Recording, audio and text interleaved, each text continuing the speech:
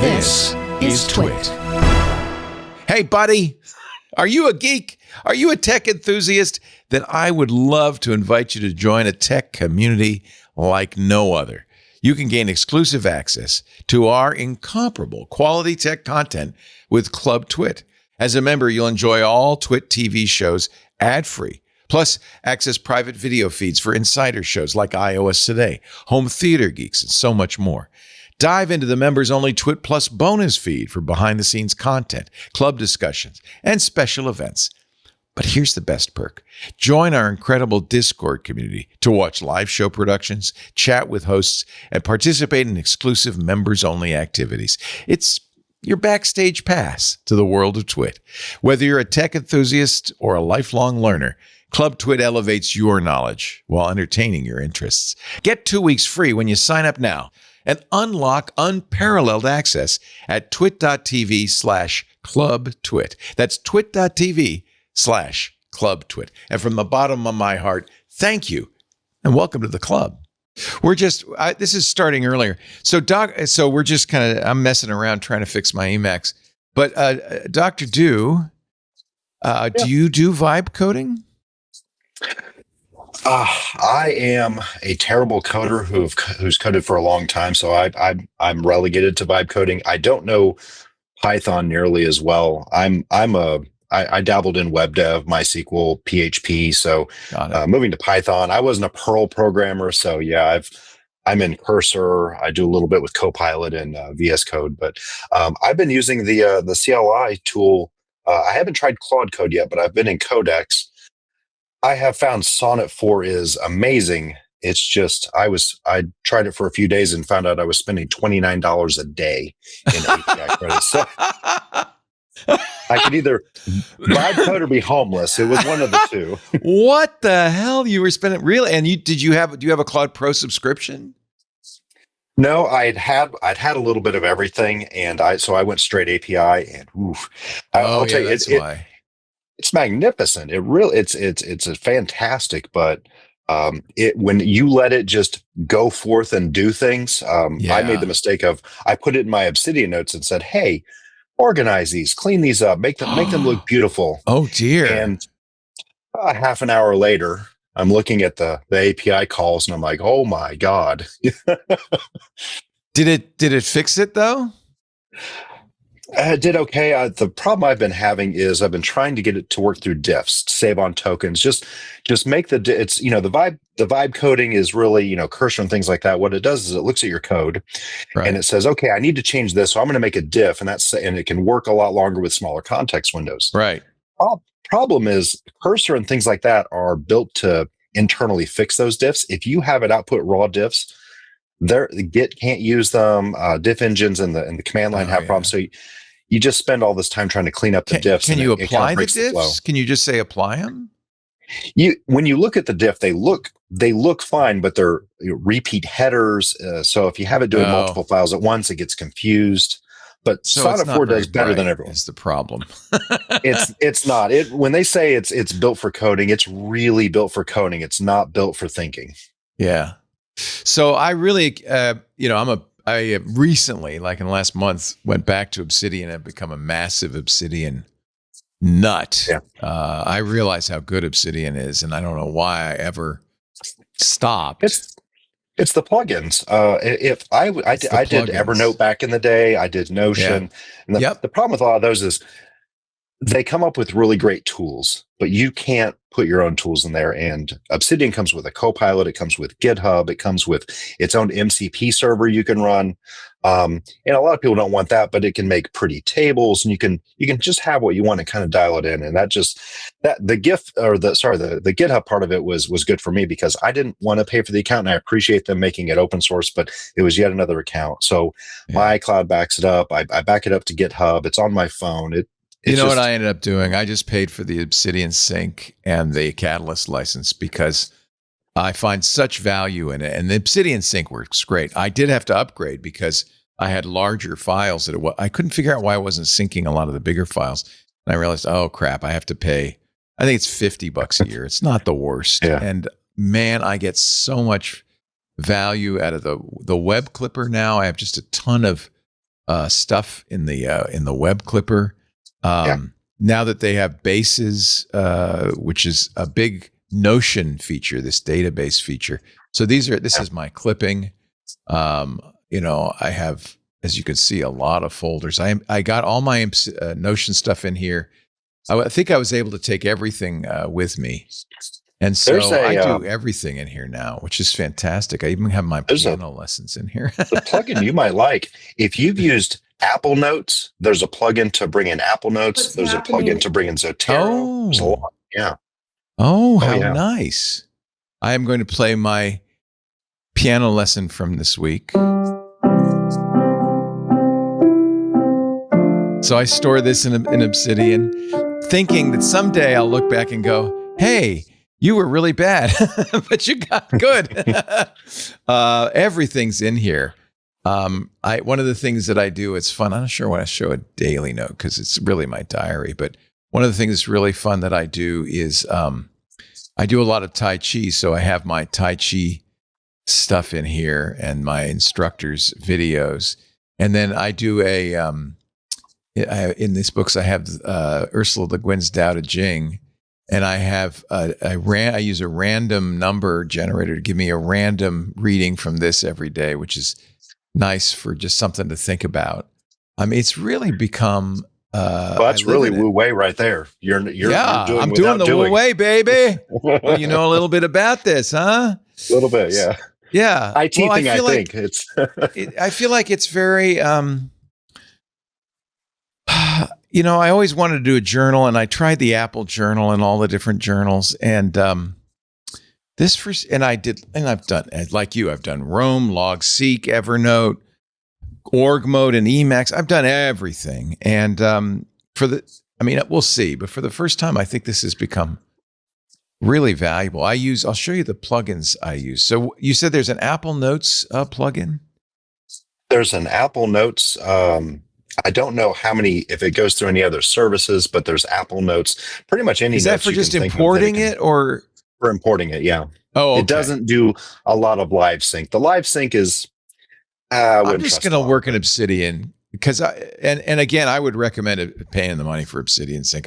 I tried SyncThing and I tried GitHub, and Obsidian Sync just works. The one thing I found that I had gotten trouble with was I was having my Obsidian open my daily note, and if I had it open in a different place, it would erase it. And so because it opened it before it synced.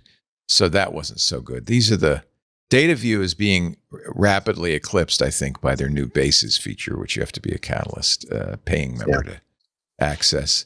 They're just many. Have you tried Copilot? It's not the greatest, but he does allow some free models. And so it works like a VS Code. So it has the side chat window. And so you can ask questions of the entire vault. And I think he has one of those $10 a month that I popped in because I want to use my own API keys. Right. And so popping in. So that's the one AI that I don't pay for. I have ChatGPT. Yeah. I have Claude. I have Perplexity. I stopped using it, but if you wanted to sort of live in Obsidian, that might be a good thing. What I do often is I will launch Perplexity and then put the data in, but it'd be nice to be able to do it in there. I wish somebody would write a Perplexity plugin, but that'd be great.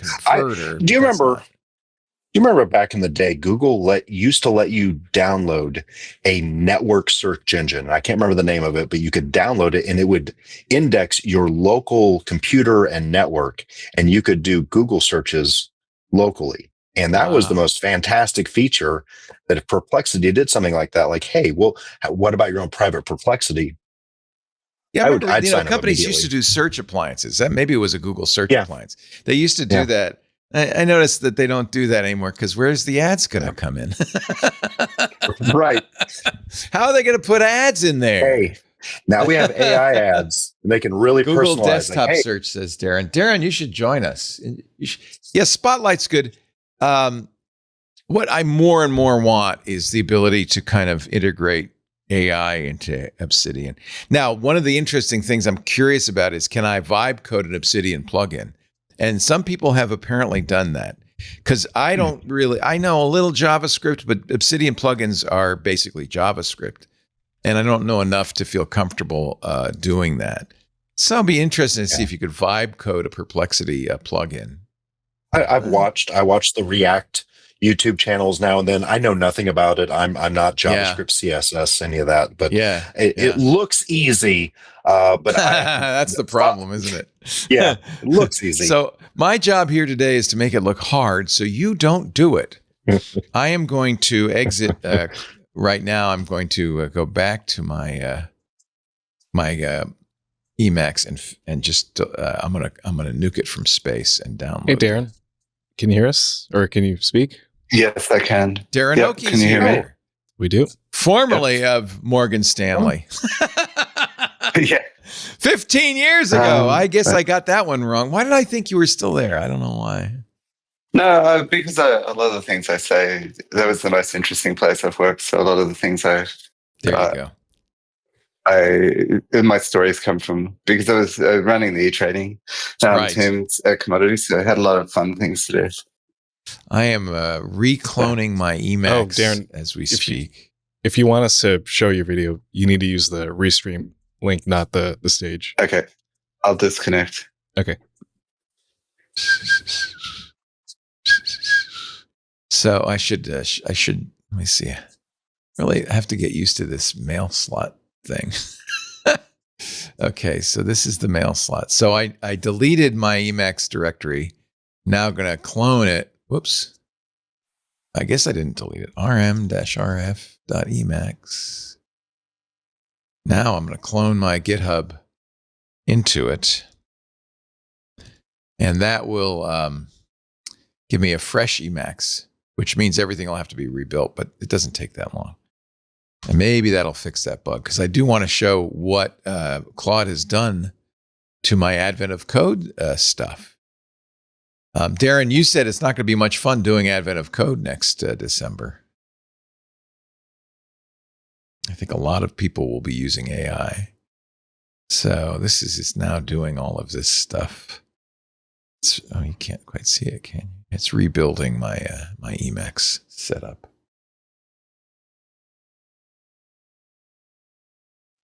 I feel like I'm going to have the same problem again. I don't know why. So, Dr. Do, tell me more about you. So, do you code for a living? No. IT director. I've you think you get up to a level and you no longer have to crawl under desks and get into dusty closets and deal with spaghetti monster networking, and that never goes away. So I still do a lot of that, but yeah, that never stops. Just ask Russell. I have a brilliant coder. Oh yeah, I have a brilliant coder that works for us. Nice. A lot of corporate background, and granted, what we do is very minimal, but so most of what I do is for fun. Yeah. I'm not at Darren's level. It's same with me. Darren is Jedi level. Yeah. Darren's amazing. I mean, between Darren and Paul Holder, they solve those Advent of Code problems in minutes, and it takes me sometimes months. Hi, Darren. Yeah, don't forget Sci-Phase. He's always up there. Sci-Phase is really good. Yeah, he's not. I don't know if he's in the club. I don't see him, so I'm not sure. Yeah, he's definitely in the club. Oh, good. All right. Good. I don't know. Well, I don't know. Oh, yeah, he's in. That's right. I see him in the Advent of Code section. I don't know if he watches the shows live. Yeah, that's what when I think in the club, I mean people who I see chatting during the live shows. Emacs seems to be stuck in my org mode, which is too bad. So, Darren, you're doing the vibe coding thing, aren't you? Yeah, all the time. Like it's weird. It's almost you go down to write something and then you just think, I could do it and it's going to take me an hour, or I could just type it into Claude and it'll take me 2 seconds. Right. It makes it hard to actually code normally. I wanted to show. Oh yeah, I have to. Apple is so paranoid. I wanted to. Oh, that's why. Show what Claude did. Okay, wait a minute now. Oh, I have to log in. Hold on.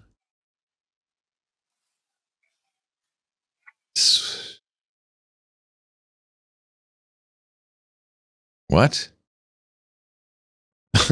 That wasn't. I said log in. Oh, I have to set it all up again. Fresh. Okay. I liked the colorblind friendly dark mode. All right.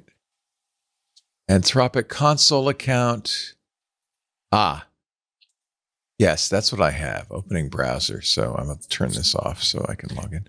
Look, is it cold where you are, Darren? It's funny because this was strangely timed in that I've gone up to the mountains for the long weekend. So, Oh, how nice. yes, it's freezing. How nice. How lovely. The mountains of Australia. Yeah, so not real mountains. And, well, there's a real, aren't they? They're not as high as... They're not very big. They're not very No. big. They're cold, though. I mean, they're very long. But It is third longest practically mountain winter range. there. Yeah. Yeah. Whereabouts are they are they in the middle or? No.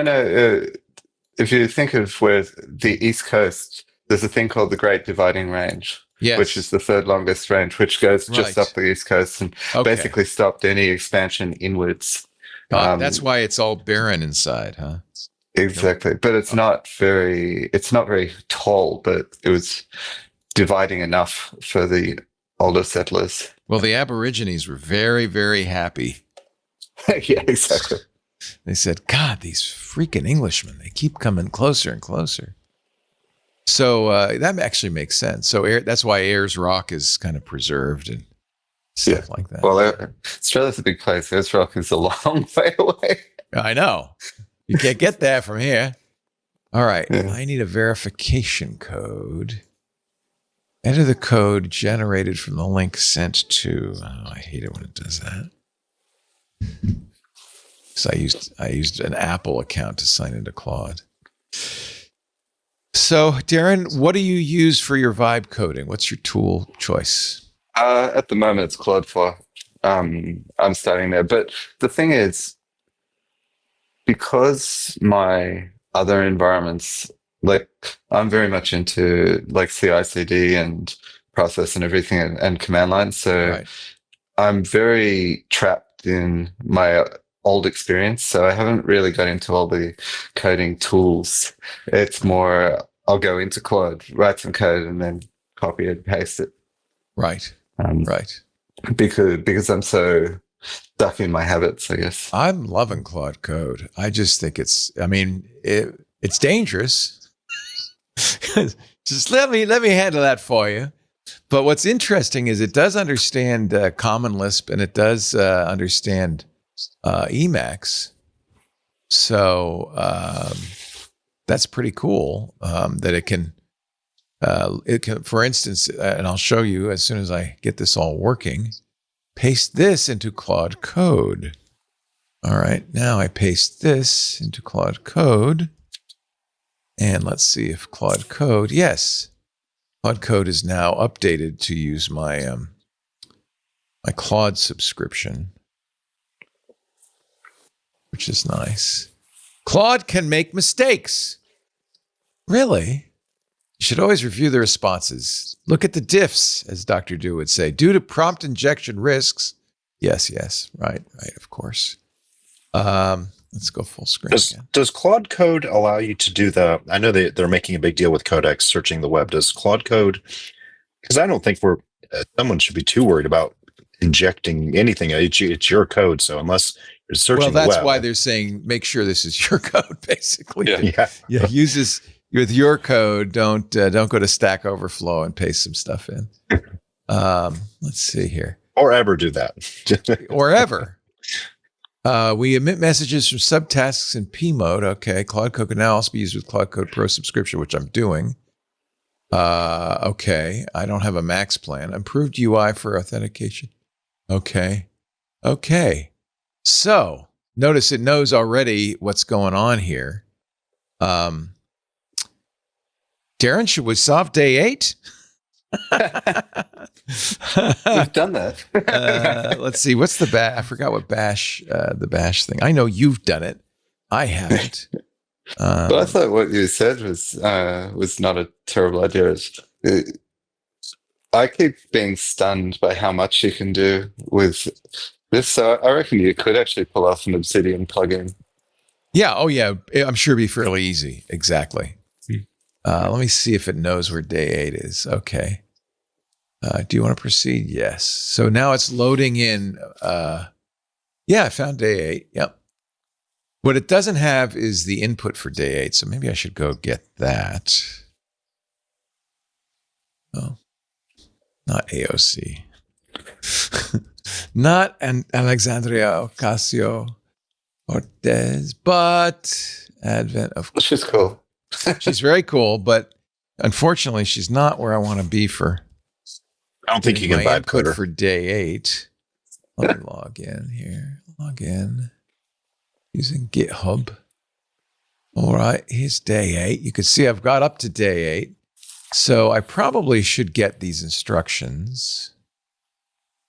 Although I think you can go out and get them. You know what I'm going to do is get the input. That's probably the best thing. Oops. Let's not just look at it. Let's download it. So what I do is very lazy. And I just put it in the folder.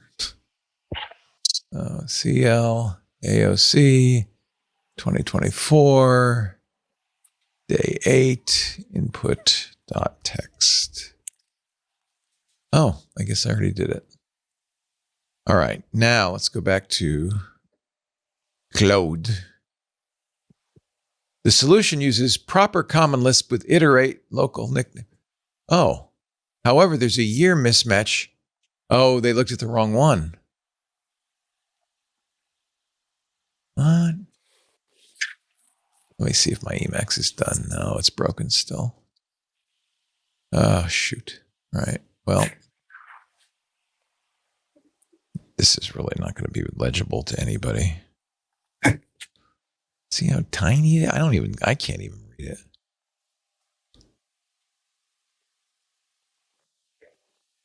Let's see what's in day 8. I guess did I start? Oh, I put the. Wow. Oh, you know what? This is from a previous run of Claude Code. Yeah, I was thinking this doesn't. It already solved it. I forgot. Yeah. So I gave it this kind of boilerplate, which I had already done. And by the way, it was funny. Claude Code, it didn't do it here, but it put the finished in on day 7. It said, "Yeah, you finished it today." Okay, so here's the. I guess it had already done this. So this is Claude Code output. Input the file into a list of directions, a hash table of nodes. Now, Darren, since you've already solved this, this might actually make sense to you. I haven't even looked at the. It was a long time ago, but yeah. Well, that doesn't look right because that map doesn't look like the data you've got. Right. Like you're parsing a set of a map of things, but the data you got was a grid. Well, let's go back and look. You've got a mismatch. Input. Yeah, maybe it didn't. Maybe it looked at the wrong thing. This is what the puzzle input looks like. Oh yeah. Right. So that's nothing like what you're parsing, which is a map of. That's what it's probably doing. 2023 is what it's doing. So that's a good example of how stupid it can be. Yeah, you got the year wrong. Maybe I got you think I did it? No, I know I didn't. It says it's in 2024. Wait a minute. No. That's what, remember it said, "Oh, but I found a year mismatch." Well, yeah. This is yes. It's doing a graph traversal. That's correct. Resonant collinearity with different year day. Maybe I did the wrong. Let me go back to AOC. Oh no, this is 2024. This is AOC. Yeah, that's right. This is all. But it's not. This is not a graph traversal. Right. So it looks like it's probably doing day 8 from 2023. Yeah. Let's go back to 2023. Let's go back in time. I think I can do that with the. Let's see. Yeah, go to events. Oh yeah, that's what it was. Yeah. I can never remember. Yeah. how to navigate. It's not the most. No, it's a bit weird. Why is these out? These are all out of order. Okay, day 8. Haunted waste. Yeah. That's what it's solving. Look at that. So I'd already solved this. So I don't know if it's using my solution. Maybe it found Oh, your it is. solution. So its solution uses problem. So it. Yeah. Okay. Can you add some tests to 2023/day 08?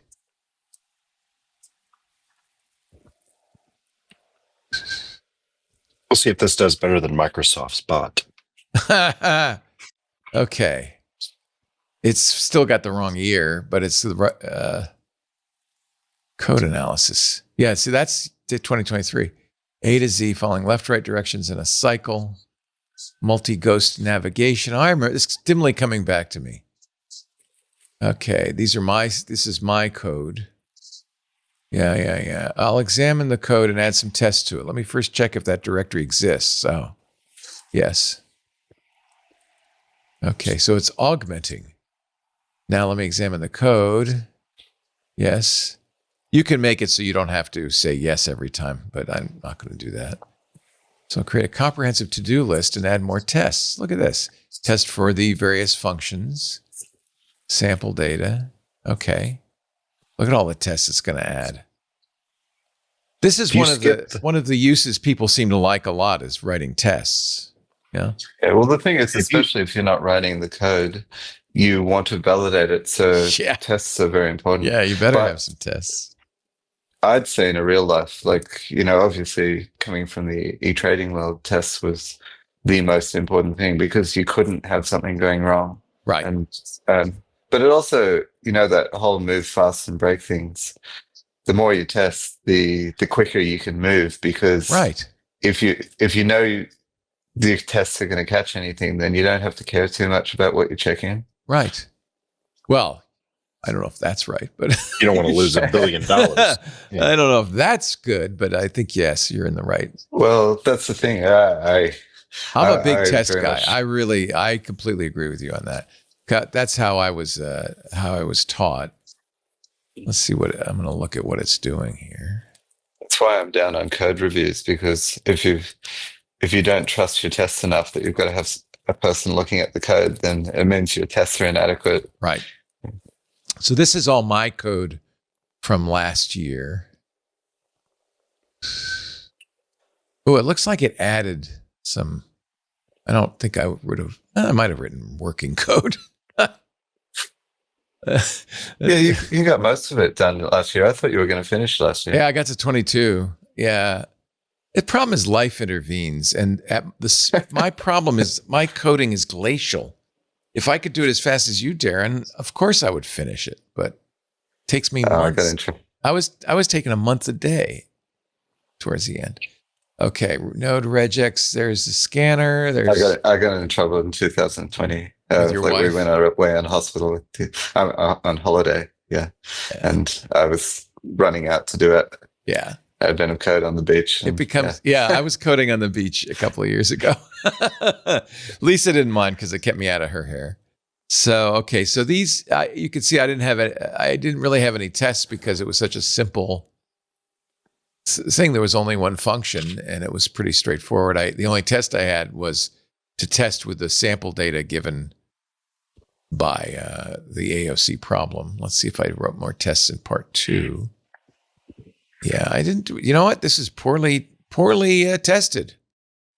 I didn't do any tests here either. So let's see what our friend Claude did. Okay, so it's writing some tests. It's suggesting this change, test parts data. And this is using the test frame. It's new enough to use the test framework I was using, which is great. So let's add that test. I have a question for you, Leo. On Your setup, do you set up project-wide instructions or anything like that to give it direction on Lisp, or do you just sort of go prompt One only? could, one should. This one does not. This one, I have a template file, which I just, which has all the, so I can actually show you what I do, because it's just, you know what? This is maybe the thing I would use Claude Code for. Lots of people have Advent of Code libraries that read in the problem, read in the sample data. My favorite example is Peter Norvig's Python notebook. And he uses Jupyter, and it's just so slick. It's really cool. In fact, I'll show you. But no, what I do is I just load this same code every time. And it just loads the utilities that I use. I might add to that. Sometimes I need more. It says what the main utility is, the test package 5 a.m. It just, has some basic settings. And then everything else is written. So I think you were talking about custom instructions, right? Well, so in Lisp, there is a package manager, ASDF, and I could write, there's a couple of ways you could do it. I could actually make a Lisp image that already has a bunch of stuff in it and save it out.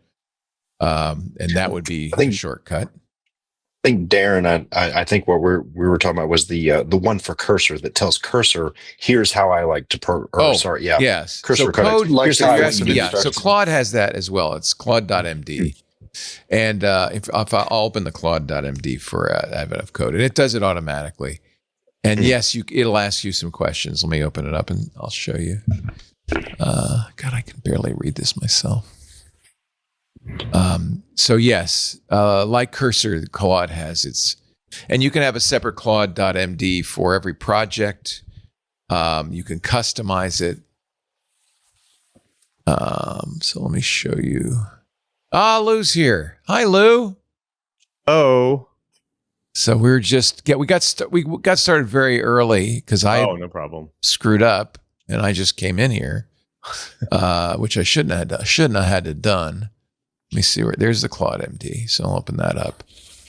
So this is Claude writes this, and it writes this specifically for this environment. So you can see it's actually the package that it loads is with SBCL, which is the Common Lisp compiler. And it knows that, you use 5 a.m., so we'll use this as a runner. This is the test runner. Right now, I don't have performance tests, but I could. Exercise solution, load file to see output. So this is all Claude's own. I didn't write any of this. So is that what you're talking about? The Cursor does? That's it. Well, all of them do it. Like, OpenAI calls them custom instructions. Claude calls them personalities or something. I can't remember. But I think these are the most important things. And I think people actually should share it. I'd love to see a library of everybody's different ones, because this is basically your coding style. Because if you don't do this, you end up with a lot of stuff that you have to keep going and moving into the way you code. Like, for instance, I'm doing mostly Python at the moment, and I hate Python doc strings. I want to just kill. I mean, whoever came up with Python doc strings, I mean, it's just so bad. Well, I tell mine it to put comments where document where functions intended. with clear doc strings. Yeah, apparently you just haven't gotten the memo yet. Yeah. Actually, it's so funny. The things like reason doc strings work in Lisp is because a quoted string is just an entity. So you could put a quoted string anywhere. The function the only thing that matters in the function is the last statement in the function. So it's just become almost, just kind of a tradition that you put a doc string as the first string, and it's simply a quoted string in the function, and then there is a command documentation that will look for that. But it's only because the Lisp interpreter doesn't care. It's just, you made a string. So what? You haven't given it a symbol. You didn't ask me to do anything with it. So there you go. That actually makes sense in Python too, but I've spent so many years in so many other languages where the comments go above the function. Right. And I've got a coloring scheme in my IDE to highlight comments. So I go through. So if I'm looking at Python, I just can't read it because I've got this big What is colored that? block of comments at Right. the start of the, Right. or breaking up the header. That's the Lisp way too, and I'm sure Python got it from Lisp actually. So you're right. This is my coding style. It got this from the code that it was looking at because I never told it all of this stuff, but this is exactly. And it can store it anything. even read, for instance, this is commented out, and it read this and said, "Oh yeah, so Leo uses this if it needs speed." So that's interesting. Yeah. So if you put your tests in there, it would certainly make those too. But you can also put thinking instructions in there. So if you sort of do before you do anything, just think through 3 things, and so whatever your thinking process is, you can kind of force it down you really wanted it to. I've seen people, actually the guy who developed Claude Code, write "think hard" in the instruction. Although that's your grandmother's going to get you some real money very quickly. Right. Actually, as I do this, at the end Dan? of this process, it'll tell me how much I owe. Usually it's pennies, but we'll see. Yeah, you're right. Thinking hard could cost a lot. I was spending $29 a day for my testing. Dr. Do had to stop. A little high. Yeah. So it's writing that's the what tests. automating. That happens in automatic. Every- You say, you just go ahead. I'm not going to approve anything. That's Everything I'm automating, I'm going to Olama now because I've just had a couple of mistakes and like $200 gone. Yeah, Olama's free because it's local, right? Is it as good though? No, but it depends what you're doing. If you're, for instance, parsing your the reminder you just added and having your workflow basically put an estimate or something to it, like it's well and truly good enough for that. And so I'm always saying with every model, it's now a good enough level because there's so many, even small models, even 1B models that are good enough for some things. Yeah, well, that's right. Yeah, I've played with all the local models, and it's not good enough for many things. I did a test. I ran a bunch of different local models, and I asked them to tell me about Leo Laporte and TWiT, and it really hallucinated really hard. Yeah, of course, the trouble is what you're doing there. Like when it doesn't have access to the internet. I understand. It's but they do 2 things to make these models smaller. They quantize them, obviously.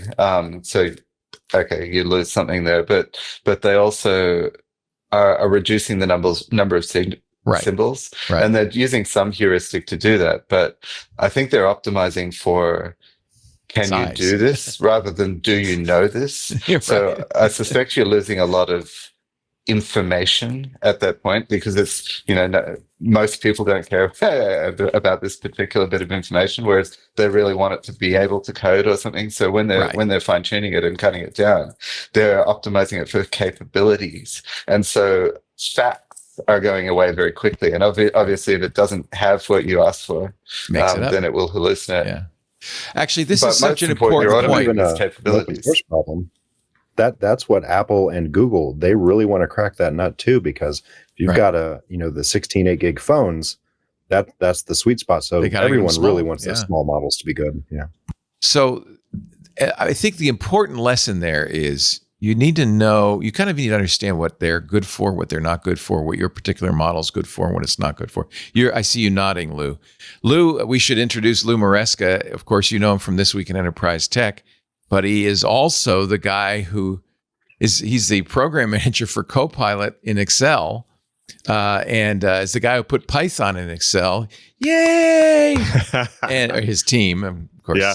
But good job. Just to give a little bit more context, so I'm the engineering manager that drives the Python LLM integration. So not just Python itself, but the actual LLM integration to generate the Python code and be able to insert it. And so you don't have to be a Python coder to be able to write Python code and be able to analyze your data in Excel. And so all that kind of orchestration and all that's fun stuff. Totally amazing. That's so cool. Yeah. Well, and you are a vibe coder. I am a vibe coder. I literally have 6 tabs in my browser. Every model's sitting there, and of course, also GitHub Copilot. I basically have 6 variations of that using Claude or 4.5 or whatever, and I do it on a daily basis. And because you work for Microsoft, you don't care how much it costs. Well, when I vibe code at home, I do, but I would say yes. When I'm at work, unlimited tokens. We're gonna wrap this part up because so this was my code for day 8 yesteryear, 2023 of the advent of code, and I asked it to write tests, and I hadn't really written any tests in because day 8 was pretty simple. So these are the tests it wrote. And what's nice is you're exactly right. It did it in my style. It's doing it in Common Lisp using, oddball things like multiple value bind, which is a Common Lisp function that lets you return multiple values in a function. And this is pretty awesome. I mean, I don't know if they run. I haven't done that yet, but it's pretty cool. It is doing something that is, for a lot of coders, a tedious thing to do. I usually write my tests first and then code later, but I didn't for this one. You see, I was very lazy. So maybe this is a nice thing. Look at all the tests I put in. But even I love tests and I write tests first for my job, but the tests are constructionists. They're not I'm not writing tests to make a beautiful test suite. I'm writing tests because I'm about to write this function. Right. And You don't want a regression. It's going to work. I don't want to produce the whole thing. So still, there's going to be whole gaps that I'm never going to bother writing tests myself, that you can just go and find all the edge cases or something like this. Now, it didn't tell me. Normally, it will tell me how much that cost. Look at the tests. It wrote 7 tests for something that was pretty trivial, but nevertheless, it did it. Didn't tell me how much it cost. Let me see if I can get. I don't know. I'm going to try this. What is my bill for today? I don't know. I don't know if it'll do that. Maybe it'll write some code. Those things are often not very good at understanding. Yeah, it doesn't know. Yeah, you have to go to. Yeah, that's all right. I don't need it. I just was curious what it costs. Usually, it'll tell you used, 3,000 tokens, and it's 22 cents. Leo, is this Cursor? Or no, this is Claude Code. It was Claude Code. Okay, got it. Yeah. Sorry. So I like the command line interface. I use Emacs. I'm sure there's a Cursor style MCP interface for Emacs, but I'm not really wanting to use that. So let me turn this off so we don't have to see me futzing around. For the command line, I don't know if you remember, but right at the beginning, I wrote this thing called alter, and it's like a 100-line Python script or something, but it just takes a set of files on your local disk, and then the rest of the command is the rest of the command line is whatever you wanted to do with it. And then it'll just do them and then back up the old files and replace them. And so you can just say alter x.c, do this. So instead of writing a big sed script or something, you can actually just have the AI do it. Yeah, but you can also just create a whole new script this way. You can say alter this utility, do this, and then it'll come out. You run it, it doesn't work properly, or you say add colors. So you then say alter my tool, add colorama support, or something like this, and it just does, and it's puts pretty reliable. In the back directory.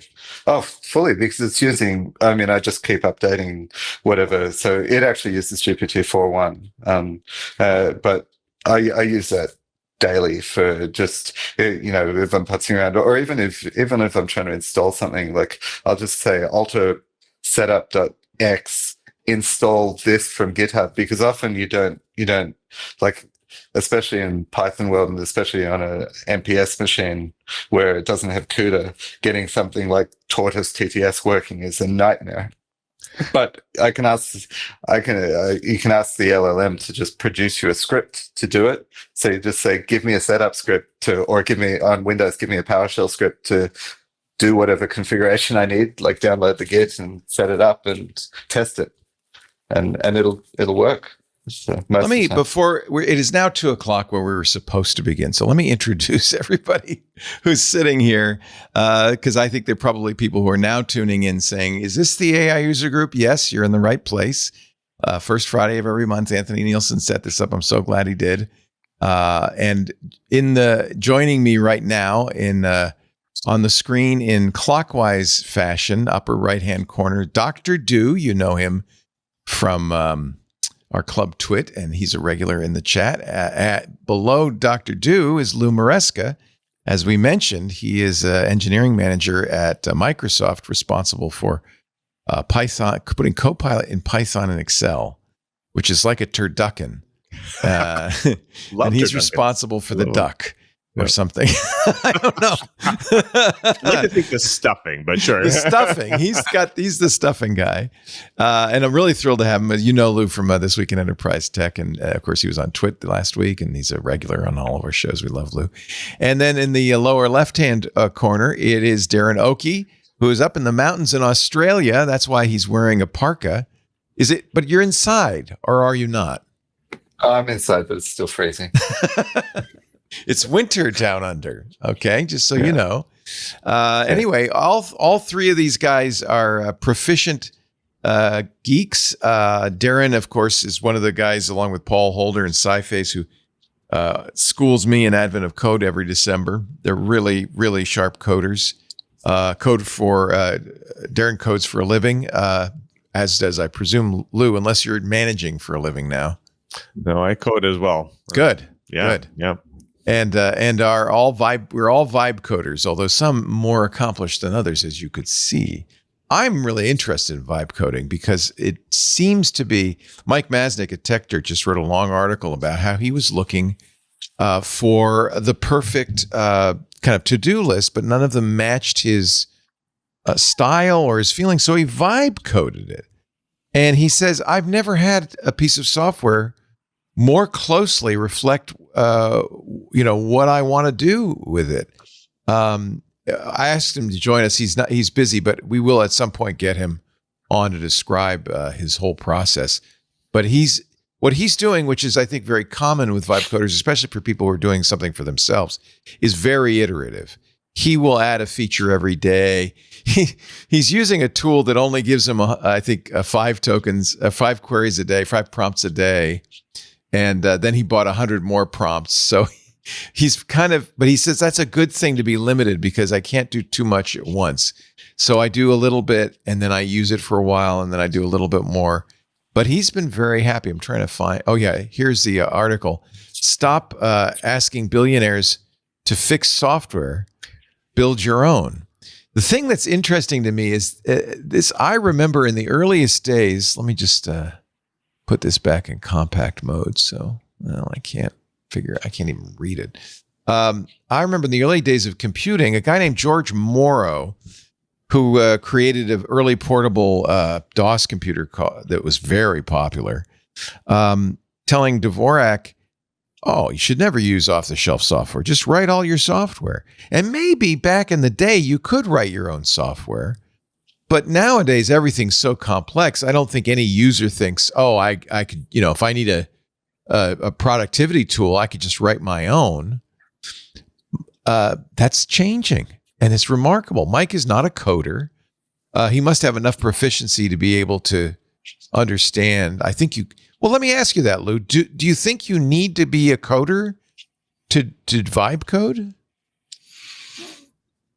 I think again, there's always it depends. I would say if you want to build a large system, service, whatever, it requires that you understand at least the basics, because obviously AI is going to generate something, but is it what you're based off of your requirements, or is it actually the correct code? There are scenarios where it will create not the most optimal code too. So being able to understand that is actually very important. If you're just trying to get a task done, generate a script or generate an automation or something like that, then most of the time they will get it right because it's very simple, and it can actually go and do what you need it to do. And then you can adjust it based off of what's happening in front of you. So you don't have to know how to code to do that. But I would say any type of whether it's a complicated web app or a website or a Python service or whatnot, then having coding experience is still going to be required until one day they have the ability to not only reason for so long that they are able to build out and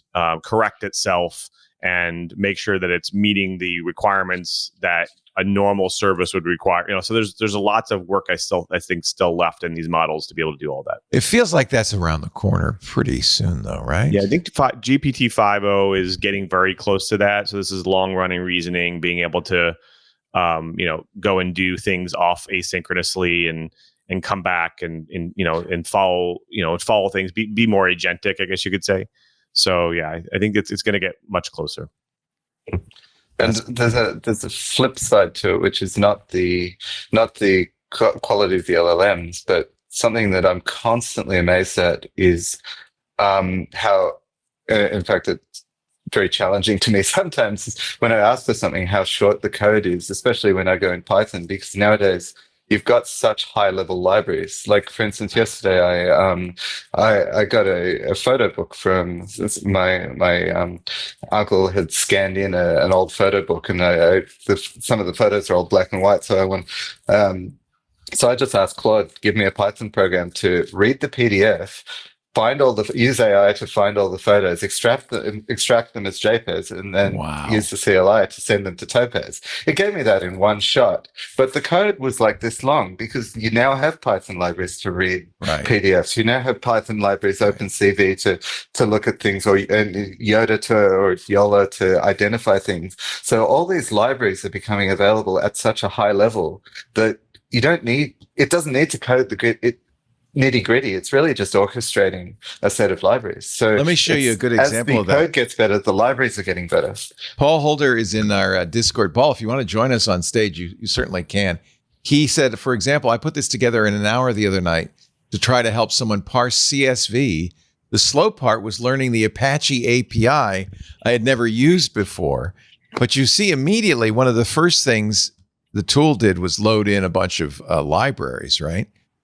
This is Java, I think, but and that's Paul's favorite flavor. I don't know why, but anyway, that's pretty impressive in an hour to write that. What language is best? Oh, before we go any farther, I think I need to tell people vibe coding. Just if you're just joining us and you're going, what the hell are they talking about? Somebody asked us the other day. We were just throwing this phrase around, and somebody said, "What are you talking about?" So it's a relatively new term. Andrei Karpathy made up in a tweet. The idea is using an artificial intelligence, an LLM, to write your code based on a prompt. Not writing any code yourself, but writing the code, usually in an iterative process with a series of prompts saying, "Oh, that's good, but do this," or "Yeah, that doesn't work at all. Do that," and everything we're talking about here is coded that way. Now, of course, these guys know how to code, and they could probably do this themselves. But for a lot of things, for one-shots and stuff, this is a really nice way to write stuff. Now, Anthony, let me ask you a technical question. Can Lou share his screen? Is there a way for him to do that? I think he can, but it looks like he already has it on his. Oh, you're doing it. You're doing it. Look at That's that. Awesome.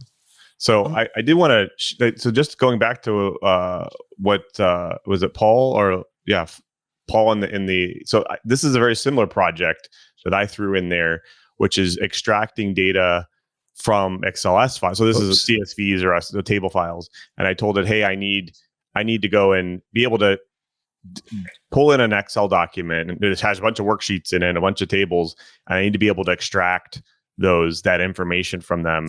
And so I asked to do it, and it actually generated me a setup script, which not only that, but it told me what Python libraries I was going to use, what I needed. And then from that, it started generating the code, and the code actually produces a pretty amazing output and I can show what the output it gives you. It gives you this like JSON file that has all of the extracted data and the metadata about the Excel document. So I cracked it open and was able to find all the information and provide that information to me.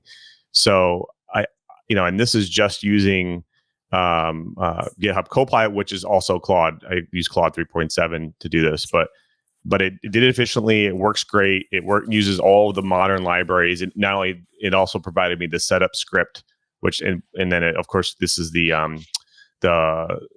Python environment pip libraries that it will go and install. So it runs pip. It runs runs this kind of pip install against. Does all the setup ahead for you. Yeah, and it sets everything up for me. And not only that, it will install Python for you too. It's really cool. So now, obviously, you're good at Python. You like Python. You're doing with Python. But I'm going to ask the question again. I mean, we saw Paul's version in Java. I write in Common Lisp. Does it matter what language? Well, it does. I mean, the models are trained on, depending on the model, it trains on different. I mean, obviously, it's great at Python because the models are built in Python. Yeah, that's probably the best language then to use, right? Yeah. But there are obviously most of these models, like depending on what version of the model, they are trained on a number of languages. I'm not going to go try to remember what they are, but I would say most of the modern languages like JavaScript, TypeScript, C#, Java. I was shocked to see Common Lisp, and it does it very well. Somebody was asking on MacBreak Weekly. It seems to do AppleScript quite well, it knows ECMAScript, JavaScript. So it's all the modern stuff, and even some of the old-fashioned stuff. But it seems like Python is a good choice. Right. Go ahead, Darren. Something it's very good at.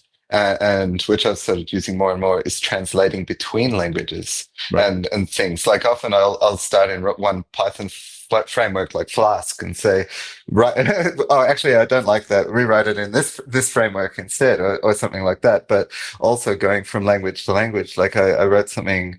I was going in Python, and then it got too much for me. Like a Python program shouldn't get too big, and so I just said I'll convert the whole thing back to C#, which is the language I'm most comfortable in, and it just did. And I had amazing. Sort of working C# coded, and so you can start in one language and then continue in a different one. Yeah. See, my concern, I wrote Python in the 2.0 days, so I mean, I'm not completely not conversant, but it will convert it for you. It does a great job of explaining and converting it for you if you ever wanted to go to 3. Yeah. Actually, this is a good point too. It's a good learning tool, isn't it? Because you can say, well, what does this function do? How does that work? And it will explain it in normal human-like terms. Right. I almost said human terms, but human-like terms. It does that. It really helps with a lot of scenarios. Like, for instance, if you're not an analyst and you want to understand your data, the shape of the data, or what it's actually telling you, models will be able to dumb it down and make, and be able to explain it to you, what you're actually seeing, the trends, that kind of thing. So I think there's a lot of power behind these things. Yeah, and like you said, it does make you better at the language. Like this is not an AI thing, but I always used a tool called Resharper. And the thing is, Resharper, they always buy into the new language trends in C#. And every now and then, or not every now and then, every moment when you're coding, it'll say, "Oh, do you want me to rewrite it like this?" And so even if you're not actively keeping up with the language trends, you go, "Oh shit, that's so much better." Right. And suddenly you've learned collection expressions and things like this. And so just using a tool that is doing this, you look at the code and you're actually learning. And so I would argue that people who are doing things like this actually become better coders just because they're being exposed to different expressions. How interesting. I feel like one of the things, I don't really write idiomatic Lisp. I see people who are Common Lisp pros, and it's much different. And I could say, could you recast this in a more idiomatic style? And it would do so. How interesting. And then please tell me what the hell you're doing, because I don't understand. So Lou, you can choose your models in Copilot. Is that it? You can, yeah. Yep. Yeah, I usually choose the ones, obviously the most like the newest ones, obviously, like the 3.7 Sonnet. You don't have Sonnet 4 yet, though. I don't have Sonnet 4 yet. No, that just came out. That's right. I see it. Oh, it is there. Yeah. Oh, it is there. I see Opus 4. Yeah. Yes. Yeah. So I'll choose these. It has 4. The reason why I chose 4.0 is 1, it's because it's a lot faster, and 2, it's actually very good at Python. And so and I get unlimited tokens with 4.0, and so I do use that. And again, I use that only because, like, for instance, you were just generating tests, and so I went and highlighted this function, and I said, "Hey, go generate a test for me." and it imported the library, generated the mocks for it, and mocked out the things that it needed, and it generated the test for me. Look at that. So, and that was just 4.0. So that was still it's a pretty useful model, even though it's not the latest and greatest. 4.0 actually is a very good model, even compared to some of the latest stuff like Claude 4. Right. I often go to 4.0 just as the default. So it's good to know that's a good coding model. Yeah, 4.0 is a great Python coding model. And of course, I think the November version or maybe even the February version of it, which they obviously go and update it behind the scenes with retraining. Right. They're much more capable than they were before. So it's still a very good model. For a long time, the tools did not, at least the stuff I studied, didn't look idiomatic. It looked like a machine had written it. Is that fair, or is that just me? It seems like now it is more idiomatic. I don't think I could distinguish between human written code and model code anymore. But even as recently as a year ago. I think it also depends on your system instructions. Because I'm very opinionated in my coding, and so I can't stand a lot of normal stuff, and so I've got very specific instructions saying code like this. Like doc strings. We've learned that. But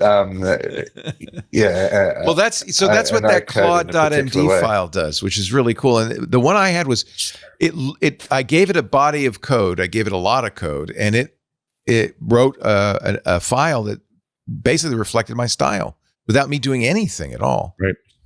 Is that what you do, Lou? How does Copilot do that? GitHub Copilot also has a similar thing. They all kind of copy each other here, which is they just call it the Copilot instructions file, a markdown file. It's all markdowns, YAML based. And then you can go and give it exactly what you're saying. So every time you start a new session, it follows your instructions. And so, I use that for myself because it follows, like you said, it follows similar styles that I enjoy, similar structures, semantics in the code, that kind of thing.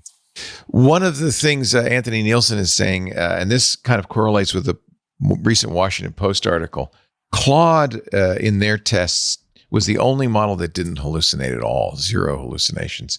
And Anthony says when we use Claude to do our transcripts, it's the only model that doesn't make up quotes. Well, yeah, if I take a transcript and say like, oh, let's make a blog post about a story or whatever, like, like the other models, they'll like put in pull quotes, and then I double check the transcripts, and they're not there. It gets the flavor, like it is something that's plausible that Leo would have said that, but I might have said that. Yeah. Well, this is, again, I want to underscore this because I think this is the most valuable learning as I've been using it. It's really helpful to understand how these models work. Watch that 3-hour Andre Kaparthy video about how LLMs are made. Will help you understand how they work. And then each model has its pros and cons. And Anthropic's very safety focused. So they've bolted it down, which means it doesn't hallucinate. But sometimes you want a loosey-goosey, if you're not looking for factual quotes, I've found sometimes Claude is not very useful in doing, giving me things that I'm looking for as far as information goes. Yeah, I use a ChatGPT for like creative, like just for brainstorming and stuff like that. 4.0 is really good for that kind of stuff. I use Perplexity also, and they have a new thinking mode that they just introduced that takes 10 minutes sometimes. But it's great for, I had a doctor's appointment and I wanted to research some stuff to ask him. And I said, please, here's all my test lab results. And please generate, do some research on this, what it means. And I came in, I knew more about what was going on than the doctor did. It was really valuable to have that information. And although I must say, I've been a little disappointed with all the research modes. I've often tried to research things like, find me a cheap paddleboard that's good or something like this. And I've been able to Google myself and find something better than it's been finding. So I think it's very restrictive about what pages it'll go to or something. I'm not sure, but I've never got exactly the right results I wanted from the deep research. From Perplexity or from ChatGPT? Well, from all of them, I use all of them. I pay for all of them. So I try the Gemini and I try I use the Gemini one most, but really I never every get time what I try want. Gemini, I go, this sucks. And I think some of this comes from Google's fear and maybe Anthropic's fear of saying eat rocks again, and so they over protect it. I don't know. Well, there's a lot of things like, the AI playground that Gemini has. They had that, everybody got so excited about the ChatGPT. The first truly multimodal thing of being able to upload a picture and generate something based on your picture. Right. Well, Google had that sort of a month before in the playground, but they never made it available to the public. So, and the OpenAI copied the thing and put it straight out there, and everybody was talking about them. I know it's a bunch of billionaires and giant companies, but I'm really glad that there is this kind of competition. I mean, I think that's really a good thing. Everybody's obviously very aware of what everybody else is doing. And things like DeepSeek really sent a tremor through the whole industry and made everybody sit up and take notice, which is good because now they're all doing reinforcement learning and things like that. And Leo, it's interesting you said about hallucination. I think Anthony as well. So like a lot of these, like for especially Claude, the way that these models stop hallucinating is usually some kind of grounding somewhere else, whether it's web grounding or it's RAG or whatever. It's going to find other data other places and verifying what it's actually as you generating. said, if it doesn't know a fact, well, then it'll just make it up. Make it up. So the more it knows, the better. Right. And so a lot of these models, they at being able to do that requires, there additional latency to that. So that some of these Claude models the response might be a little slower because they have to go and do that, or, they have to have a large database of information that they can verify. And so there are times where if they don't have the information, they can't verify it. Now they're restricted to what they know. And so that's why these models need to be trained more and more on more and more data. And so that's why I'm interested to see if, although Claude might not hallucinate as much, what is it missing? I think that's the biggest thing. And, what is it able not to do because it doesn't hallucinate, or it doesn't have the as much data as some of these other models do, like GPT-5 or so on. What's your experience been ingesting an API and writing code for it? They're pretty good at that, I would imagine. Right. They're pretty good. The problem is, for instance, we have so our backend at TWiT has an API, and I can download all the API information. It would be pretty good at then writing, and I'll do it in Python. Some Python. Look, we need an app. Could I vibe code an app? You absolutely could. I could. Yeah. Because we designed the whole thing 5 years ago with a back end that had a full API so that multiple front ends could be written easily. So it's really designed to do that. And we just, the only front end we have is the website. But I've always thought if you give it the API spec and say, hey, here's the spec, here's like, here's the whether full it's GraphQL thing. or REST, they could go and generate. Yeah. Yep. Well, there's something I've been doing, especially with my own APIs, because, I find the more tokens you give these things, because I guess they're attention-based, the less, or the more problems you're going to have. And something I've been doing, in fact, I started using Obsidian for this after you've been recommending it. I've got like for my little assistant, I've got my messages, my keyring equivalent in C# and things like this, all of these various the thing that talks to Amazon's queue and stuff. All of these are various API things, but giving the whole code to them every time to say, I want this and I want to use my API is very expensive. What I've been doing is I've got a particular thing a paragraph I've said, which basically says, look at this entire API and summarize it like you're giving it to an LLM as how to use it. So it's got an import statement. It's got the very minimal you need to use it, the thread, how it works with threading and everything. And so I've got all these paragraphs. So if I know I want to produce X that uses libraries Y and Z, I'll copy the paragraph for how to use Y, the paragraph for how to use Z. And so this is it's defined it down. This is the quintessential thing you need to know with nothing else. And it just keeps the context small. That's really brilliant. That's really interesting.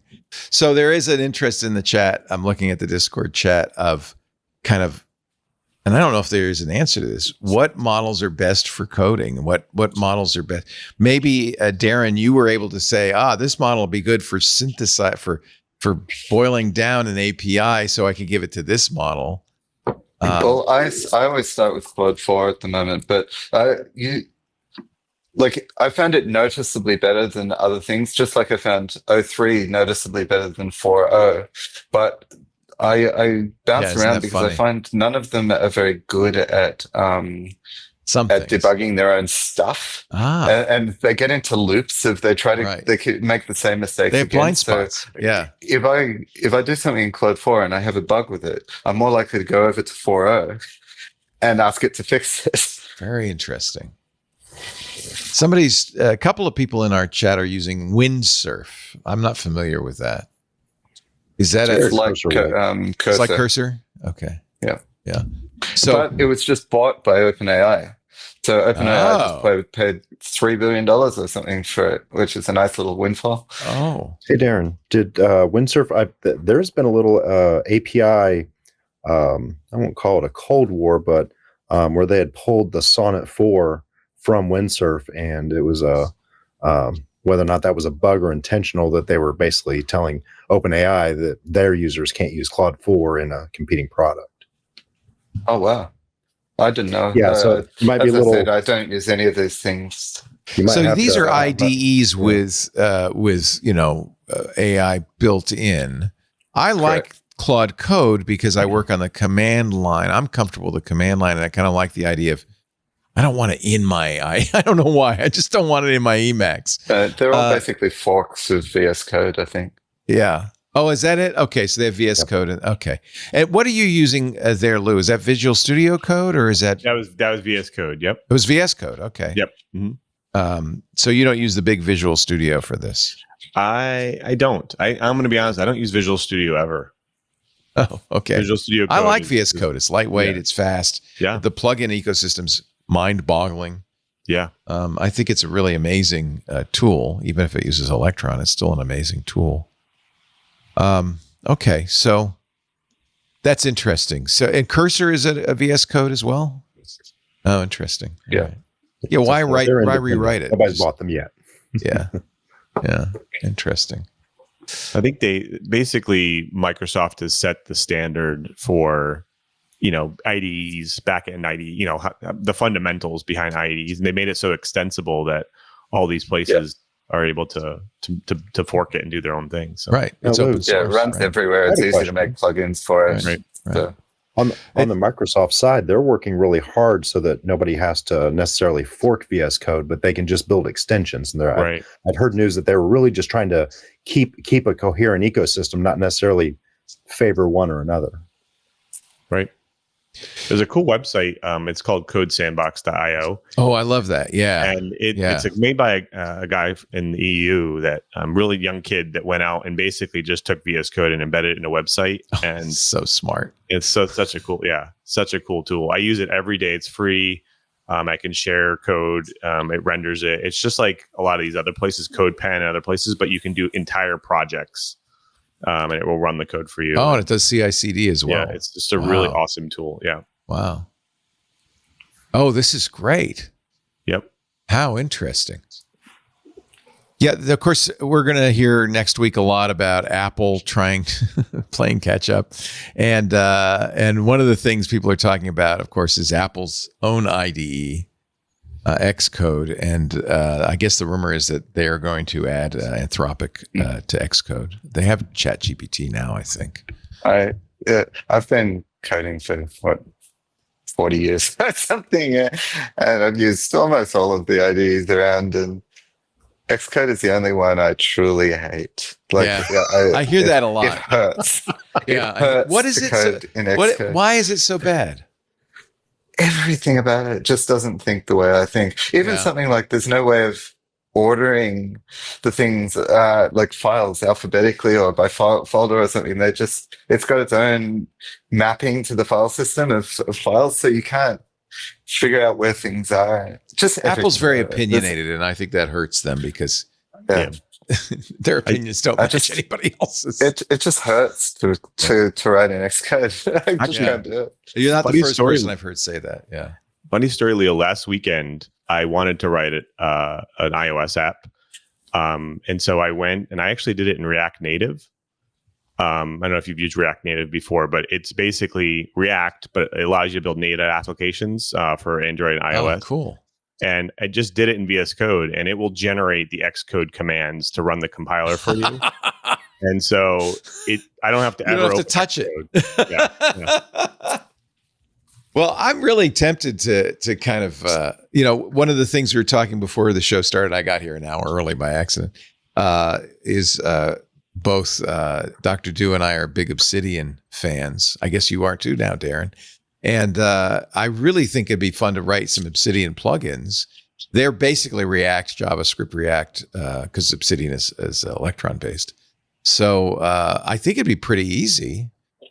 I think that's the kind of tool vibe coding is well suited to these kind of little small things, right? These little architectures. And especially, it's not just small things, but things that you don't know about is where it really gets, like if you want to talk to some weird thing that you've never touched before, this is where you can get a leg up, because typically, especially in commercial world, signing on, authentication is always the hardest part of any API. It takes you 10 years to work out how to navigate OAuth or get into this and everything. And when you can say, give me this, just a hello world that talks to this thing and gets back a result, and it just works instantly. Even if you write the actual code yourself, it took saved a day of mucking around. Reading the documentation. Yeah, Code Monkey can let the AI write the stupid logon code. And you can even do it in other fields that you wouldn't think of. Like I'm really into 3D printing at the moment and everything. And I was playing around with Gridfinity, and then I thought, like always, I got to the point where I want to do my own thing, and I've got no abilities other than coding, so I want to code them. And I found this thing called OpenSCAD, which is a CAD program that works in code. So I just got now I'm just getting Claude, or actually I'm mostly GPT, to generate me OpenSCAD code for something. And I literally drop in a picture of something I want. Say, give me the OpenSCAD for this. Normally it comes out as something completely screwed up, but it's close enough that then I can play with it and massage it into something. So I'm literally designing 3D parts using LLMs. Wow. Do you want to do a little demo for us, Lou? I mean, I don't know. You'd have to make your text bigger for us to be able to see it, I think. Yes. Although, didn't you say you have a meeting later? You got to get out of here? No, I'm sorry. Oh, that's okay. That's fine. I might be able to come back, but yeah. No. We're gonna wrap it up in half an hour. That's fine. Go to your meeting. I'm thrilled that you came. Thank you for being here, Lou Maresca. Absolutely. Because I'd love to come back though and do a couple demos for sure. Yeah, you're actually doing this stuff, which is really at Microsoft, which is really cool. And I think a lot of Excel junkies are very, very happy about the work you're doing. I think it's making some people. Yeah, and we're doing more than that too. I think what you'll notice is, like I said before, is trying to make people who are not data analysts being able to understand their data and utilize it. That's one of the key things that we're focusing on right now. Yeah, huge. Thank you, Lou Maresca. Right. Take care. Thanks. Good meeting you guys. Take care. Yeah, it's really nice to see you. Patrick, you want to come on, Patrick Delahanty, and join us? It'd be great to have you visit. Patrick is our engineer, our web engineer. He's reminding me that we wrote that backend, that Drupal backend 10 years ago when we created our new website. It was 10 years old, which is kind of mind-boggling. The good news is the LLM will know that. That'll be in the training data. So it's almost, if it was too new, you might have a problem. Yeah, you're right. There's an advantage to being old. I guess that's why it knows Common Lisp as well. We do have a lot of information. There's twit.tv/developer has the API documented, and you can get an API key from Patrick. I don't think anybody's ever asked for one in at least a few years, but so that's totally doable. Questions for our panel about vibe coding? Love to hear from you. There are quite a few vibe coders in the chat. You can join us too on stage. Just raise your hand, and Anthony will get you in there. Elrao is leaving. He was talking about windsurf. If I wanted to build something, React Native sounds kind of intriguing. If I wanted to build something like an app to access TWiT episodes? The reason I'm thinking about this, I ran into a guy yesterday on a walk. He said, Leo. I said, hi. He said, I used to watch you. I said, oh, what happened? He said, well, the app stopped working. I use it on my iPad. I said, well, you could go to YouTube. You can go to Pocket Cast. But see, the fact that app existed was, for him, made a big difference. Here's Patrick Delahanty from beautiful Massachusetts joining us. Hi, Patrick. It's good to see you. What does that say? It says Green Monsters. Oh, he's on the Green Monster. He sits out in the Green Monster. This is actually a spring training shirt. JetBlue Park. Yeah. Wow, how cool. Was that down in Florida? Fort Myers, Florida. Yeah. Fort Myers. Nice. With the Bo Sox. API keys get requested every month, huh? Yeah. There's a ton of API keys out there, but I rarely see anybody actually using it these days. We had a wonderful guy, even pre the new website, did a nice app for us, but he got a job. Yeah. And the job said, you can't do any outside coding, sad to say, so he couldn't do it anymore. Yeah, it happened to a couple of the developers. We had the Apple TV app that was really good. And you've written something that just does an RSS feed for Apple TV. But this guy, I mean, my response is, well, you could use the YouTube app. You don't want to do that? He wanted a TWiT app, I think. And so back 10 years ago, when we did the website, it was already starting to be obvious that a podcast wouldn't be distributed on a website, that people would use an app on their phone. And so that's why we did this headless Drupal thing, because we wanted to have an API so that an ocean of developers could write apps for us. Well, and headless Drupal also made it easy for us to update the website backend without breaking the front end. Yeah, well, it's good for us. And if we wanted to redo the front end, we wouldn't have to worry about the Drupal backend. So it's complete enough. We haven't added anything to the API in 10 years, right? Minor stuff. When we updated to the latest version of Drupal, we did add some minor features just to, because we could. Yeah. Because we were doing it, we had to redo it anyway. So right. So that's all at twit.tv/developers. Is that where it is? I want to get some people vibe coding. Maybe I have to do it. /about/developer-program. Oh, much easier. What an app we do need is like a Club TWiT app where you could catch your feeds, because apparently there's no good podcast apps for Windows.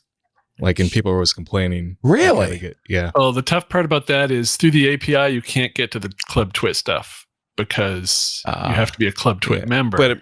But I mean, we could make something where they drop in their URL, the Club TWiT URL feeds. Yeah. Huh. So this is all online. I mean, and there's we use 6 episodes of Coding 101 that have great examples of getting started with the TWiT API. But you might not even need to watch those nowadays, right? You just say, hey, ingest this documentation. Yeah. I might just play with this. I should do it right now, but I don't want to embarrass myself. I was going to say, that a lot of people are doing that with, you're saying, like the memberships, where instead of doing things like logins, they're doing URL rewrites. And so someone puts in an example URL, they strip out the membership portion, and then the setting in that app just keeps rewriting right out of the API and just makes everything membership. Your problem is if you have feeds that don't have a membership link, then you hit a little bit of a wall. But yeah, anyone, if they wanted to try vibe coding, this is a good way, not just to get into something like VS Code or Curse or anything like that, but also if you think you wanted to take on real web development, you put in a few things like Puppeteer. a lot of the agents now can actually, we've seen the browser and can ChatGPT go shopping for me, but in VS Code and Cursor and things like that, if you use things like Puppeteer, you can actually have it look at a physical representation of the site you're coding and then have it do tests. So, this sounds like somebody out there that wants to do a good one shot with either Gemini 2.5 Pro or a Sonnet 4 or even, 4.1 or 04 Mini. You really could probably get somebody that has a little bit of skill. This would one shot them 90% of the way there, and then they get to play with it from that point on. And that what you said though, Patrick, what kind of is the key to somebody getting this done is they've got to think, even with a website like that, they've got to think of the code in two portions, a front end and a back end. So they got to think of their JavaScript and things as the back end. And another thing that you can't do when you're normally coding, and Darren's probably ran into this too, is if you have anything with front end and back end code, you've got to keep them in the same repository. You can't just tell it, hey, this is how the front end works. If that agent can't see your code, it's going to hallucinate like crazy. But it's a fun way to learn how the vibe coding is working now before, the real powerhouses come out and just do it for us. And we don't get to play as much. We just give GPT-5 a command. But no, that's a good little project because you've got good documentation. You can throw that up there. I've shown a couple of you that I use a completely different tool, but moving that to code for a static API, I do a lot of Python where I just need AI to do something for me. I don't need a front end. I don't need a back end. Ingest files, monitor this folder, do something to them, pop them back out. And most of the time when I start from scratch, I've got an example file, and I just tell Cursor, I tell VS Code, do what you want with it. And it's never messed up its own APIs, whether I tell it to go to Open Router. All right, let's go crazy. I have the apiary documentation. This is right. This is the complete documentation, Patrick, for our API. Yeah, I think so. Yeah, there might be a few things that aren't in there. All right. Well, I'm asking it to read the API documentation. Yes, go ahead, fetch that content. So we're in Claude Code right now. I'm in an empty. This is Greenfield. I am in an empty directory. Do you have an API key? Well, I know you do, but do you remember it? Wait a minute. Let me look. The page appears to contain configuration data rather than the actual API reference. Where's the API reference? Endpoints. Home. Oh, maybe I need this. I think the trouble is it's a website, not a page. Oh, I just downloaded it. Yeah. Is that API blueprint all it needs? Wait a minute. Someone made an app to download Club TWiT. This will download. Mainmeister in our Discord says this will download. Can you do that? Let's load this in and see. This is his. This is the GitHub from Mainmeister. DL Club TWiT. And watch him using Kodi. And you've got to put in your authorization code. Yeah, you have to put in your URL because everybody has a unique URL. See your authorization here. Wow.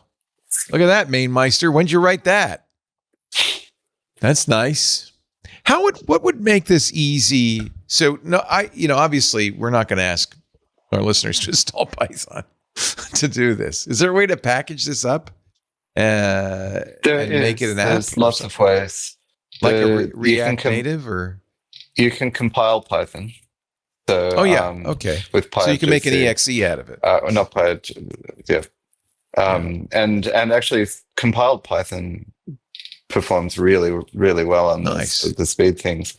But you can also, for techie people, the best way of running anything foreign is Docker. So you can make a Docker image of it. But non-techie people, for some reason, are scared of Docker. Again, you can, this is the one where you can convert languages. And the best thing for giving out things to other people is actually Go, because Go is the only language that I know of in regular use that you can be on one system and compile for another system. Like you can be on a Windows box and make a Mac exe. Yeah. Darren, I'm even lazier. Go is also super fast. I will take things like that, or languages like Go that I don't understand. I will open Cursor, put the code from GitHub on there, ask it to explain it to me. Okay, what am I doing with this code? And then I actually just tell it to run it. And a lot of times, like, it's not as safe as the Docker. I should probably be running my Cursor in the Docker, but kind of freewheel it a little bit, and just take that right off GitHub and just say, does this do what I think it's going to do, or it's not going to delete all my files? Yes. Okay, you go ahead and run it. It will make sure it downloads whatever I need from Homebrew or Python libraries, and then if it's not working, hey, why didn't it work? I'm lazy. Looking so at I find main the master's code right now, I bet you. Yep. That's pretty cool. That's just reading the RSS feed. Yeah. So. Yeah. I mean, that's the beauty of RSS. It ain't complicated. So he reads it, puts it in his Kodi, and he can watch his TV shows on his big screen, watch our shows on his big screen. That's cool. Very cool. All right, let me see if I can. Okay, I need to move the downloaded docs. It'd be fun if we wrote this in 15 minutes, but I don't think we're going to be able to. Can you do it in Lisp is the question, Leo. Yeah. No, that's my right. So that's the thing that I'm struggling with. I guess I better.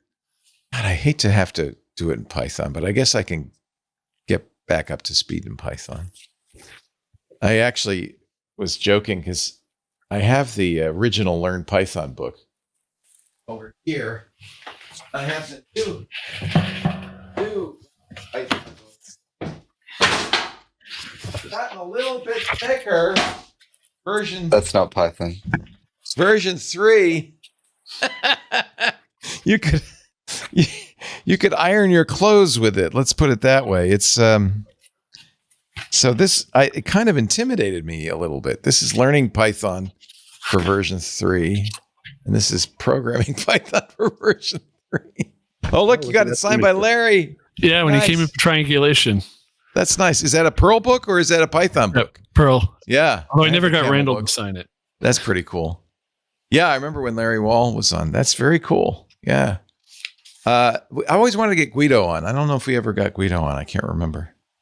He shouldn't be hard to get, but he's no longer BFDL, I don't think, of Python.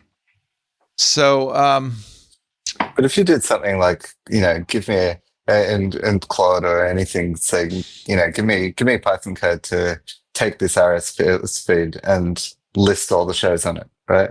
That would come back and work immediately, and then you could say, give me something with a GUI a web GUI using Flask to display one of those feeds, and that might work.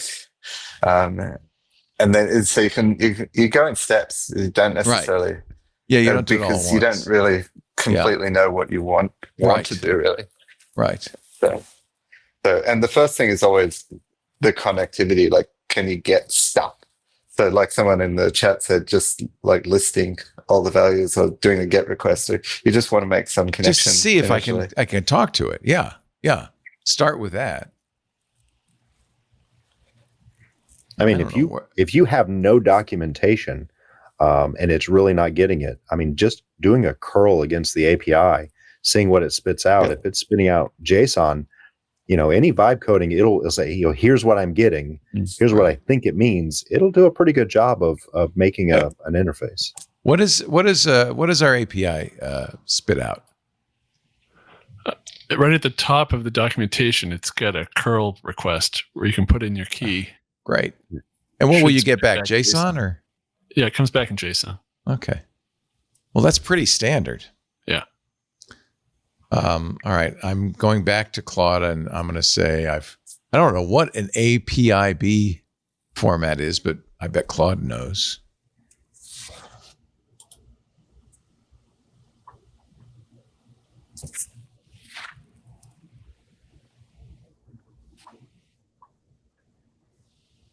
It's probably some sort of standard file.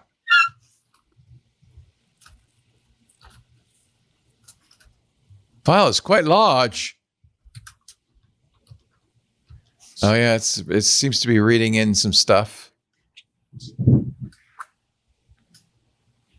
Bash command, grep end streams. I don't know what it's doing. What are you doing? What are you doing? So this is where I would engage a different, because that website is public, right? Yeah, it's public. Well, no, I'd engage a different tool, right? So because I use a lot of tools together. So GPT-4o is great at getting things from the web and searching, and GPT-03 is better. So if you go over to ChatGPT-03 and say, summarize, point it at the chat API, the Twit API, and say, give me a summary of this as suitable for, telling an LLM how to use it.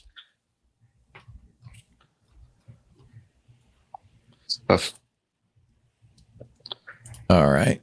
And then you'll get something that you can, like Claude can ingest. So give me a summary of the API described here, and in a short fashion, designed to be sent to an LLM to explain how to use it or something.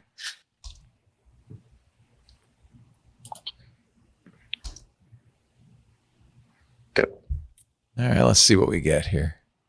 Update available. I'll have to worry about that later. So I don't know. This is 4.0 I'm using. Is that a good? Yeah. Oh yeah, there you go. I don't remember who I was talking to, but someone was saying how, like, yeah, with documentation now, people are making two versions, one specifically for models to understand, and then another for humans. So this is just telling me how to log in. Yeah. Yeah. So now say, give me a description of, or just say, give me some sample code using one of those endpoints that I can use to test with it. Yeah, there you go. Yeah. Okay. So now we just run it. Okay. And so there's get all shows, get show by slug. Python, because if you look at the top, episodes. the request library is just how you get at URLs. Right. And you can see, I mean, this code is completely readable, I think. Yeah, this would run. Yeah. Yeah. Yeah. And so if you now try and run it. Well, I got to get my API key. I'm not going to do that. So, and this is where, you don't do things online. With this is where Python has this thing called a keyring. No, but it's also important because people accidentally check things into Git and stuff like this. Yeah. So you always need some concept of a secrets repository, whereas Python has a built-in keyring. So you always put your secrets in the secrets repository, and you replace that code with a call to keyring.get blah. And then you can worry about how you get the key in there. Right. But you can see with that, you've now got an API. You could then say to Claude, put a UI around this, right? Right. And very quickly, you could get an actual user app. And then once you've got an app working locally, because web tech, you can turn web tech into a mobile app. You can then, once you're happy with it as a web app, you just use some tools to shift it, and you're done. Yeah. Very interesting. Do you want to do this, Patrick, or should I? I'll do it. You got enough to do. This might be a fun little project. What would we want? We would want something. I guess we need to write a spec. Is the next thing we got to do, right? And then you give the spec to the AI and let it write the code. Oh, but you can design with 4.0 as well. So I guess I could just write a prompt that said, write me a spec for an app for iOS and Android that does this. Well, this is where you talk to O3. You just give it bullet points of things that would be nice to have. Right. And say, think through and what should I be building? Right. And it'll give you some ideas of what you should be building. Like I really like O3 for any sort of thinking thing like that. Anything that's going to require a little back and forward. Patrick, you don't still have the spec for the app that we commissioned and then dumped. I think it's in 8-year-old emails, probably. Do you think it would be in maybe I'd have a copy of it? I'll have to look and see. Probably do. I'm sure I've got a copy, multiple versions. What was the name of the company? I forgot. Oh, 1 second. Well, if you can find that spec, that we already wrote a spec for what we would want an app to do. We got an app that was unusable, but at great, I think we spent Well, actually, it wasn't great expense. 20,000 or something like that. 70,000, some ridiculous amount of money, and we couldn't release it because it would have been embarrassing. Blistering, that was it. Blistering was the name of the company. All right, I'll have to Blistering check my emails. with 2 S's. Yeah, of course. Wow. Oh, the company But this got is where acquired. also That's there's another thing that you can do, which is you can go to ChatGPT 4 and say, "Give me an image of what an amazing TWiT podcast app would look like," That's and then true. it get some ideas just from the visual, because it's That's a good thinking point. on a visual line. Right. It gets some ideas with what it produces. What a Darren, I world. saw the playground for Google they have a new web interface too. I don't know if it takes pictures, but that's also a good one-shot starting point where Google's trying to make, I think, web apps very easy to create, and the UI looks a little better than the Claude, so I think they keep just sort of leapfrogging. But if someone wanted to just one-shot that too, the playground.google should have something to get something back into what you want to do with vibe coding. Error 404 actually said a great thing. He said, just make a repo and let the community submit PRs. Like, let everybody get involved and build it bit by bit. They can add the features they want. They can all try their hand at vibe coding. Should we do that, Patrick? That's why we put the API in place in the first I know, place. but maybe we go to the next step and make a GitHub repo, and that way we can get pull requests. This is the AI user groups project for the next. This could be a project for the next month. In a month, we'll show you a working app. There are currently 11 apps using the TWiT API in the last month. Really? Yeah. One of them is us, it? but one of them is us, our back end. But how many? It depends what you're talking 11. about by app. Wow. Because if you're talking an app for a smartphone, the trouble I find with this is not the coding, but there's a whole pipeline and all these Apple things that you've got to do. Yeah. For instance, you can't release an app without a website that has a privacy statement on it and things like this, right? We have that. So, we have that. Yeah, we can get it notarized. I have a these- developer account. We probably could jump through those hoops. Yeah. We'd have to get it approved. If you're going to do it, I'd jump through all those hoops almost first. Yeah. Because building the app is the easy part compared to getting Apple to approve it. All right. I found the functional requirements document. Okay. From July 22nd, 2014. Last modified May 26, 2015. 10 years ago last week. Do you think it was modified based on what Four Kitchens had done? That's not the Four Kitchens spec. Yeah, because the website launched 10 years ago. So it must have been time. modified to use the API. Yeah. Well, send that. Would you email that or Slack it to me? And yeah, I'm just gonna play with it. We'll see what happens. We'll make an MVP. I'll forward you the email. And I'll. What would be, okay, here's a question for you guys. What would be, if I did want to eventually turn it into an iOS app, would it not be good to write it in Python? Should I do it in Well, if you're going to Swift? do it, Python's not going to be great for turning it in, but web tech, like Lou said, something like React Native, React Ionic, Native, okay. anything like that would be, and all of Claude is natively supports React anyway. That's what it gives you, right? Stuff and so web start tech at the beginning. Say write nicely. this in React Native. Okay. And React Native is just JavaScript, right? Basically, yeah. Okay. Or TypeScript nowadays. But, I noticed Obsidian's all TypeScript. Good. That's a much better than JavaScript. Yeah, then you're just wrapping it at that point. You're not trying to make a native app. Yeah. It doesn't need to be Swift. I don't think. I mean, it's not demanding. It's not exactly a. No. The difference when you put web apps on iOS, the only problem is that you're suddenly very constrained in memory, which web apps don't.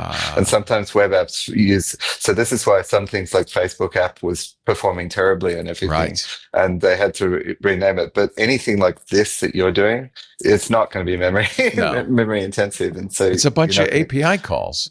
Yeah. It needs storage because you're going to download files. But other than that, it's not. Yeah. It's not huge. I really wish PWAs had taken off because that would be obviously the right way to do it, is to make a PWA. But I don't think Apple supports it well enough. Yeah, unfortunately, Steve Jobs actually lost to that argument. Really? He was a PWA guy? Well, I guess you're right, because he wanted to have a web store. He didn't want an app store. Yeah. Exactly. Yeah. No, we would make cross-platform, of course. That's why I use React Native, because it's cross-platform. You could actually, you could have apps for all platforms if you did React Native. You could have a desktop app if you wanted. Now, well, gentlemen, it has been a lot of fun. This is, I was hoping we were going to have time, but I guess we didn't, for Lou to do a demo. But I think we should, by the way, we ended up doing 2 hours because I came in early. And in the time we spent together, I think we had enough hardcore stuff. And I think we're going to do, maybe next month we'll have an app to show you. It'll be a fun project for me anyway. Dr. Do, it's always a pleasure. Thank you for everything you do. Yes, you know what? Dr. Do, you're right. He says we should add chat to the TWiT app, and then we wouldn't have to use Discord anymore. The reason for Discord, there was a reason for Discord. Memberful supports it natively. So when you join the club, it automatically hooks it up. But B, it was kind of the default 4 years ago, right? Still kind of the default, but it is not designed for streaming video. It's not designed for doing what we're doing right now. It's not designed for any of that stuff. I'm using Discord for my assistant just because it's the only thing that is easy to program against and available everywhere. Like in Australia, WhatsApp is completely standard, but there is no API for WhatsApp. So really? That's sad. Well, there's a commercial one that's very, very expensive for large companies, but there is no way you could, like an individual can code against WhatsApp. I do love IRC. I used IRC for 20 years. But there's no good way to set it up as a club only thing. We could have an IRC. Slack is basically IRC. Yeah. Like Slack is, the commands are the same. I reckon they just rewrite IRC. Oh, that's hysterical. I didn't know that. Oh, that's really interesting. Yeah. You could have a private IRC in an app. That wouldn't be hard to do. All right. Well, we have food for thought. Dr. Do, thank you so much for being a member and for participating today and all the great stuff you add to. Yes, and he wants to slap us, but you can't because it's Discord. No slapping. We used to have a lot of fun with that one. Thank you, Darren Oakey. As always, you're my hero. I saw your wife walk by in her puffer jacket, so obviously. No, that wasn't my wife. We're up with like 16 other people. So, nice. I don't know who it was, but it's a group activity. Well, go have some fun in the. There's some sun. Nobody else is awake yet. Oh, what time is it? 8:00. Thank you for getting up for us. I appreciate it. Thanks. Thank you, and thank you, Patrick, for all you do, Patrick Delahanty. How long have you been with us, Patrick? Just over 12 years. Wow. Well, I appreciate it. This thing wouldn't work if it weren't for Patrick. All that club stuff, all of that back end. Wow.